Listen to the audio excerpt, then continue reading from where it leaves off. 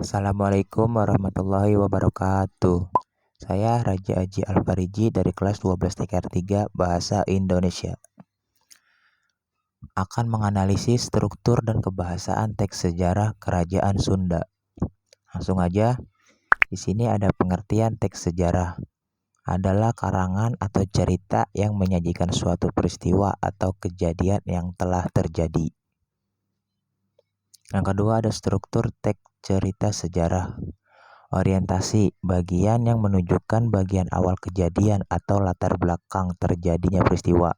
Kedua, komplikasi, kondisi mulai muncul konflik antar tokoh. Yang ketiga, solusi, di mana kondisi konflik yang menurun sehingga konflik terselesaikan. Yang keempat, reorientasi atau bagian penutup yang biasanya berisi opini atau pendapat.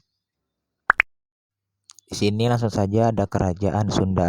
Kerajaan Sunda terletak di daerah Jawa Barat sekarang. Tak dapat dipastikan di mana pusat kerajaan ini sesungguhnya. Berdasarkan sumber sejarah berupa prasasti dan naskah-naskah berbahasa Sunda kuno, dikatakan bahwa pusat kerajaan Sunda telah mengalami beberapa perpindahan. Menurut kitab cerita Parahyangan, ibu kota kerajaan Sunda mula-mula di Galuh.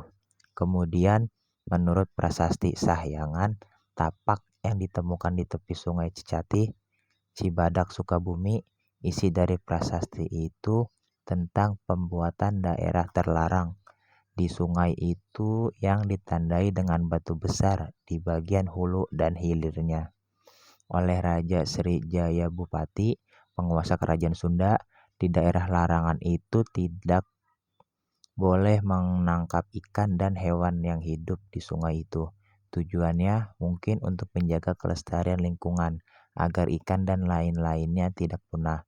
Siapa yang berani melanggar larangan itu, ia akan dikutuk oleh dewa-dewa. Kerajaan Sunda beribu kota di Parahyangan Sunda.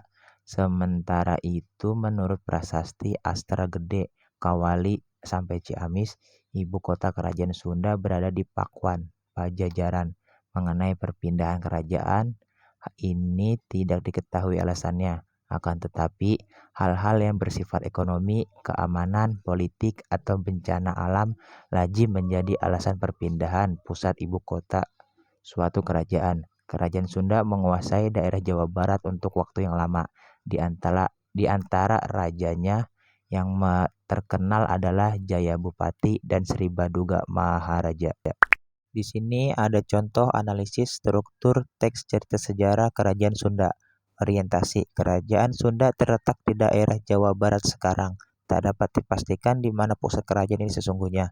Berdasarkan sumber sejarah berupa prasasti dan naskah-naskah berbahasa Sunda kuno, dikatakan bahwa pusat kerajaan Sunda telah mengalami beberapa perpindahan. Ini adalah di paragraf 1.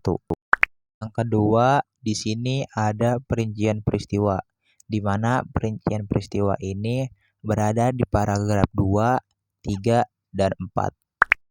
Yang ketiga adalah reorientasi.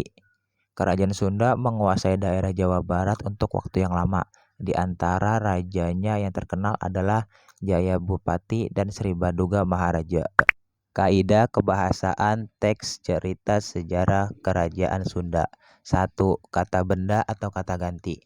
Kata benda atau kata ganti yang dimaksud misalnya menyebut nama kota, tempat, objek, atau merujuk pada kata ganti tertentu. Contohnya Kepulauan Nusantara, bahasa Melayu, anak lelaki, dan lain-lain.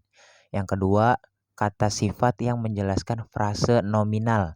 Maksudnya, dalam kalimat tersebut terdapat kata sifat yang menjelaskan gabungan kata atau frasa yang inti di dalamnya berupa kata benda atau nominal. Contohnya, raja adil, gadis cantik, rumah mewah. Yang ketiga, kata hubung atau konjungsi. Konjungsi keterangan waktu, contohnya pada, ketika, suatu hari, sementara, kemudian, setelah itu. Keterangan tempat, di, ke, dari, keterangan tujuan, untuk, kepada, dan sebagainya. 4.